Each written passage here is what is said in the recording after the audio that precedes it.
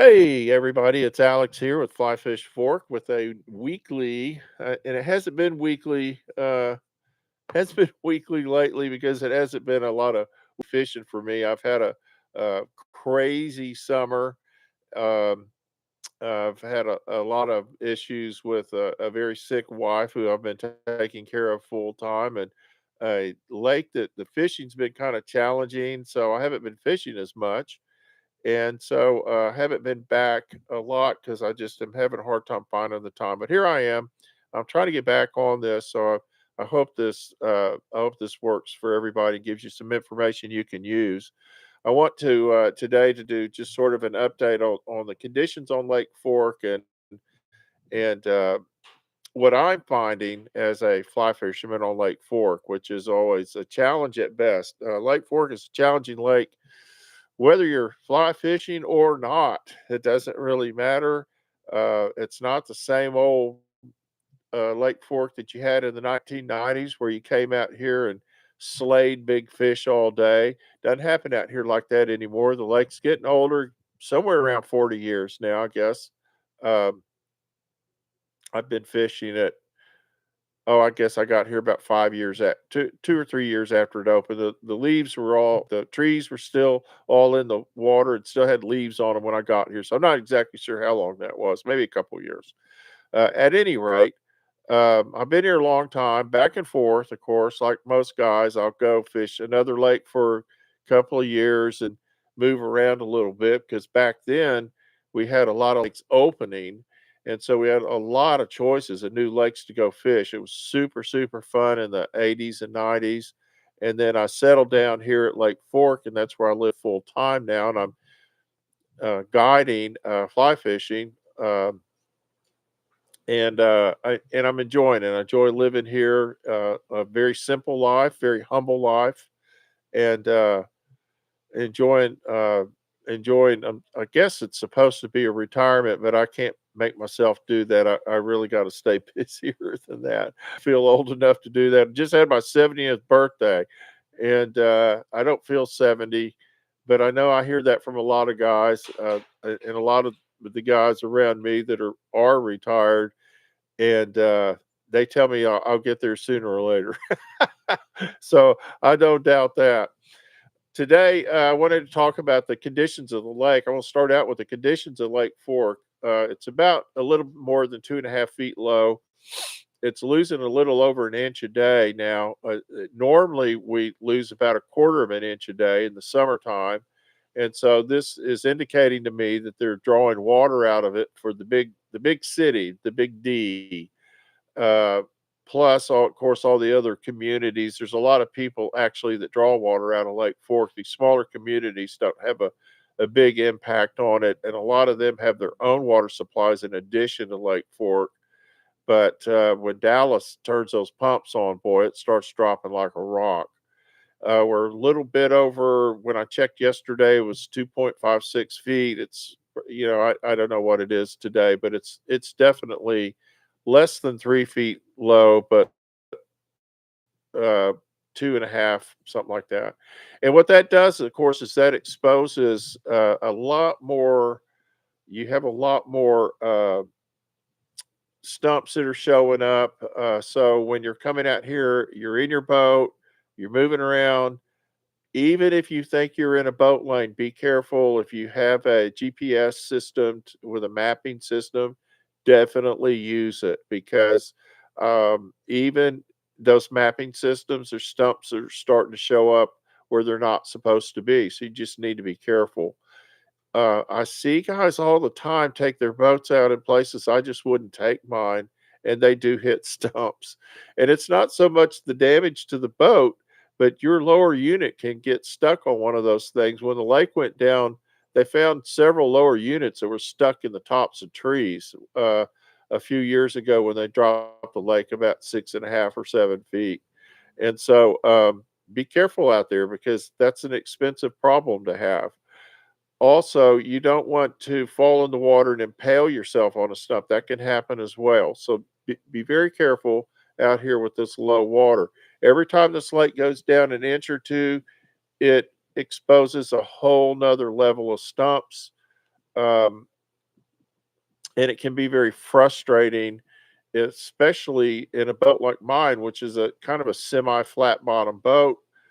And so when I get up on a stump, man, I'm on it. I mean, I don't have a V-shaped hull on the bottom of my boat that allows me to sort of slide off of them.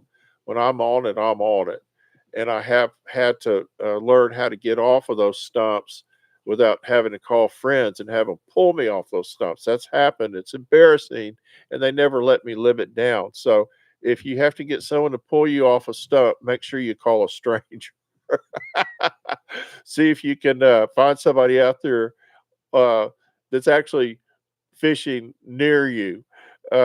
Another piece of good advice for fishing at her. And I know I'm a little off subject, but I think it all could help you. Hopefully, is is to keep a rope maybe 35, 40 feet long with a couple of hooks on each end, a couple of carabiners or something that you can hook up to another boat and have them pull you off, or maybe you could throw it around a tree and pull yourself off. There's ways you can do that, but make sure that you're prepared if you get hung up on a stump. Or there's also sandbars out here now, out here towards the big part of the lake and the mouth of Little Caney. There's a couple of big old sandbars out there that you can't see. And so I see all the time, I see guys get out there and they get stuck on those sandbars. So uh, you read your maps, make sure you know where you're going, and go at a safe speed. You don't have to go 70 miles an hour just because you can. Go at a safe speed, because the other thing that's happening is as the lake lowers, as the water line drops, it narrows down those boat lanes, if that makes sense to you. Instead of going over trees at full pool, or maybe 6, 8 inches down, instead of going over a lot of those stumps, they're now exposed, which forces everybody over to the middle. So make sure that you're being safe, and that's on any lake you're on. Make sure that you're going at a safe speed and that you can see who is in front of you, and keep an eye out. Don't look at your phone. Don't take videos.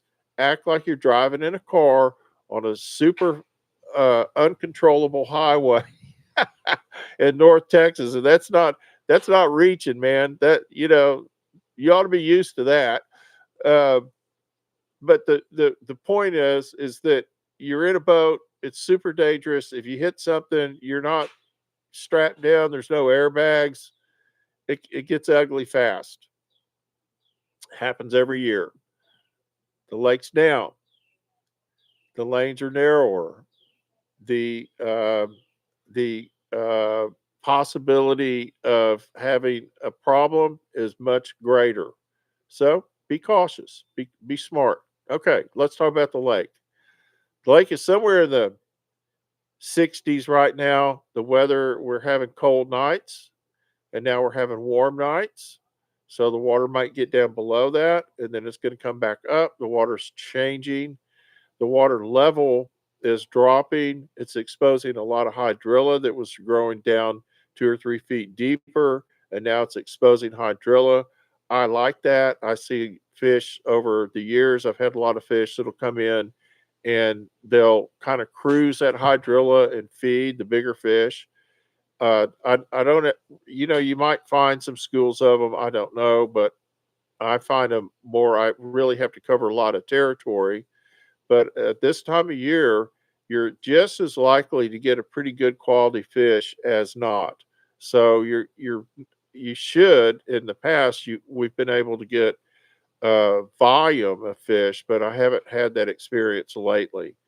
Um, the fishing has been sort of erratic for bass. Now I'm talking about black bass. Uh, the fishing has been erratic for bass because the weather's been a bit erratic. It was real stable. It was kind of easy to, they were in a pattern. It was kind of easy to kind of know when you had your best chance at them. And now it's kind of funky. And it's kind of that pre cold weather pattern that they go into. So they're going to be feeding on schools of shad. There are literally thousands of schools of shad out here. I've never seen so many of them. And so a lot of them are going down in the brush piles, and the bass are going down in the brush piles, and they're feeding in the brush piles. They're feeding on crappie, actually.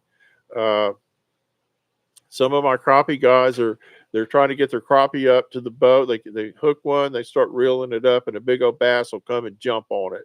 And so you've got to be ready for that if you're going to come out and crappie fish. Now, I haven't heard about the crappie going deep yet. They're sort of they've gone from everything from being just scattered to being on laydowns to being schooling up around trees.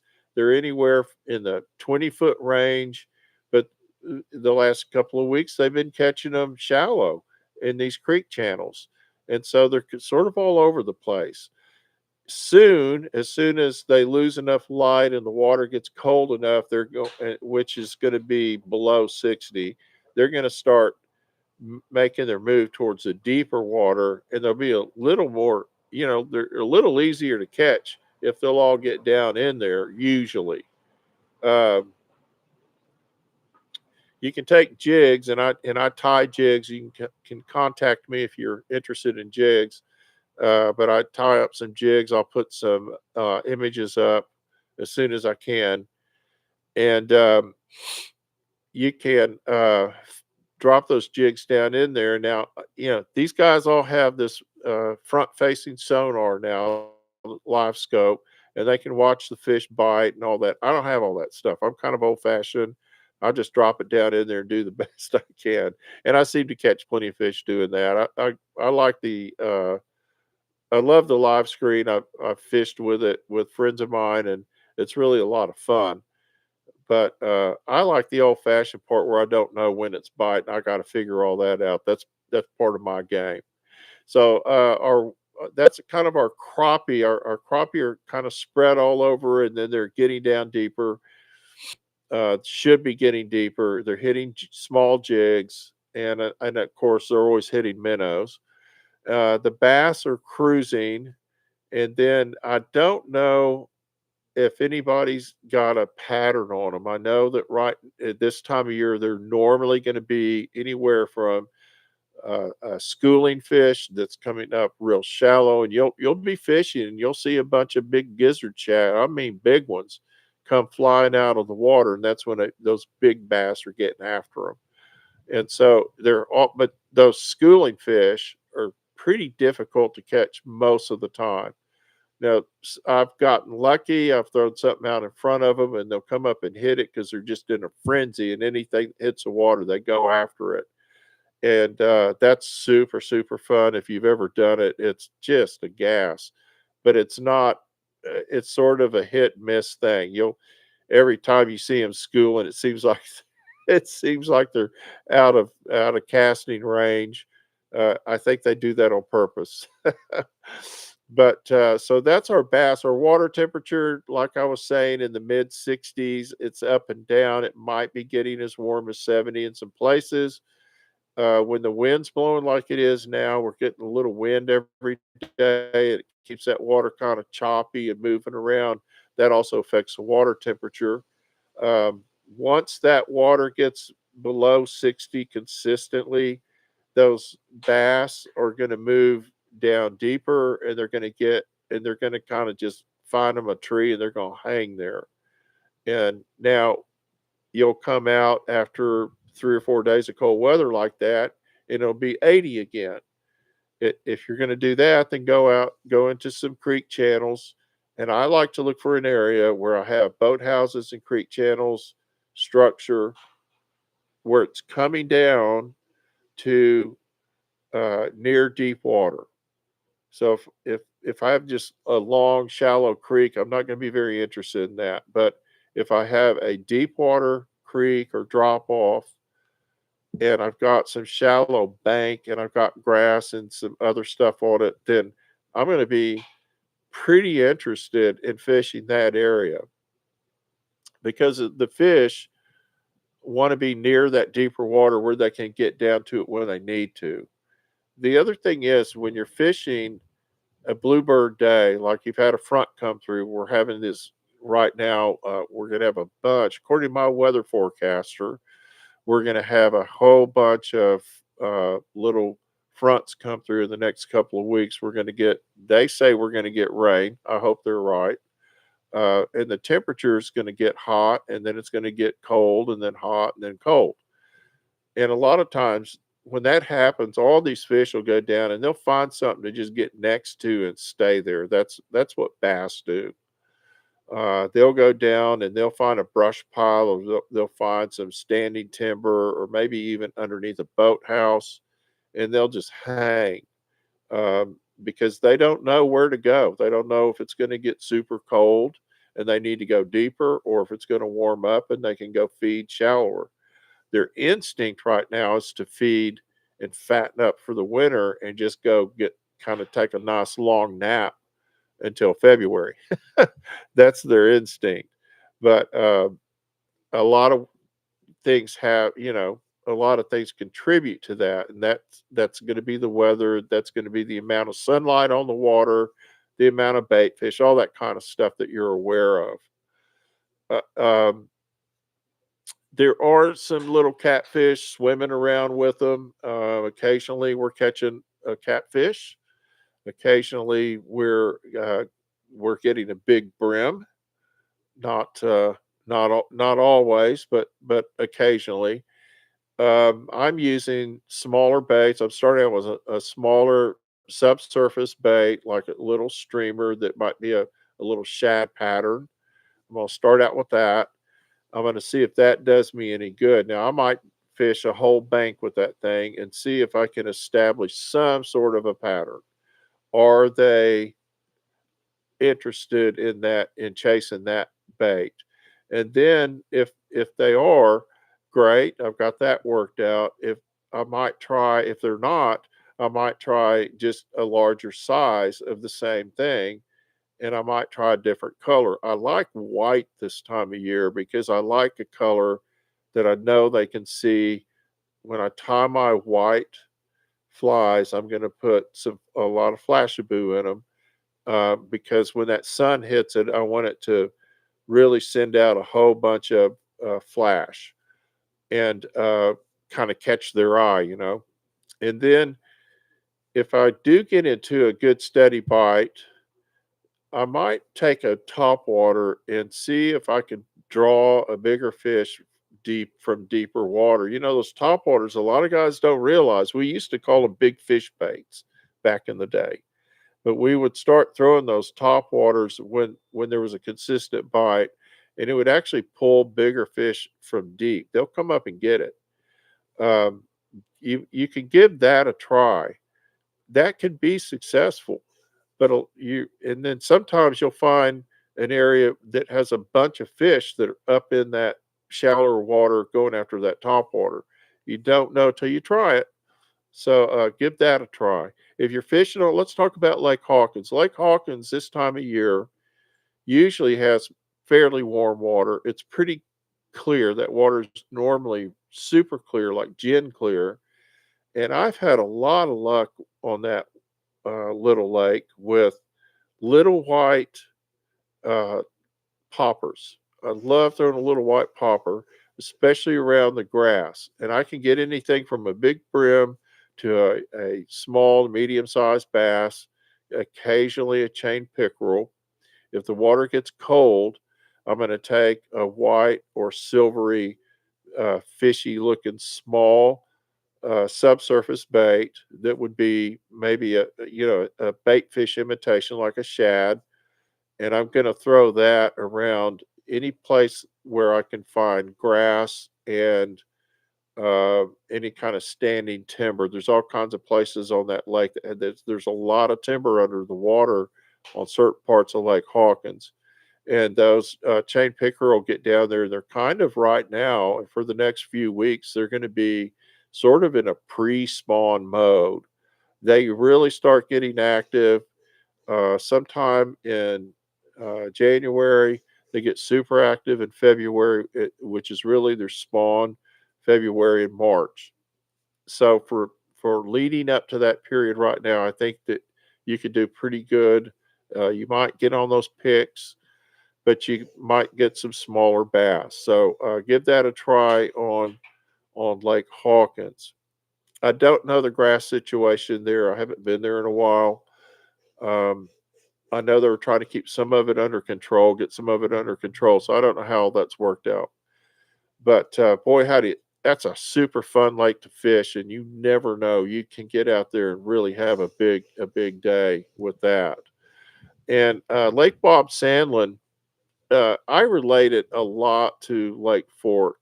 The water temperature stays about the same. The water clarity stays about the same. The thing I really like about Bob Sandlin is that it's got a lot of cuts and coves. It's got a lot of retaining walls around it. There's just tons of structure in there where you can find fish. I would be looking around those retainer walls in the backs of the coves because that retainer wall is, if it's concrete, it's going to be warming that water up around it. It's absorbing heat from the sun. It's warming the water a little bit. Try fishing around there with your subsurface flies. And then again, if you find a lot of active fish in an area, try a top water to see if you can draw a bigger one up. You never know. So that would be my advice for there. So I hope this is helping you out. If it does, let me know. If you have any other suggestions, let me know. Let me know how you're doing on your fishing adventures here in North Texas with your fly rod. Uh, there's other lakes, and we'll continue to kind of spread out and learn other lakes and other techniques. Now, I will be coming up soon with some more fly tying videos because I ain't got nothing else to do.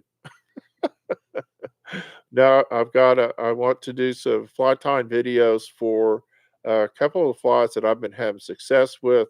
I enjoy doing it very much. And we'll have some more videos just on safety and things like that. So, again, when you come out here, be very careful on Lake Fork because there's a lot of stumps out there. The other thing we saw after the last storm, there were some floating trees that had blown over. These trees that are standing are starting to blow over, fall in the water, and they're floating out there, and you can't see them. And you sure don't want to run up over that thing real fast. So be careful with that. Have a great day. If I don't see you before um, Thanksgiving for some reason, have a wonderful Thanksgiving. I'll try to get out here next week and do another one of these reports. And contact me, Alex at flyfishfork.com, and let me know if you want to book a trip. Subscribe and spread the word about our channel. We really do appreciate it. We're picking up some steady numbers, not huge or anything. We're still tiny, but we're working it. Have a great day, guys. Thanks a lot.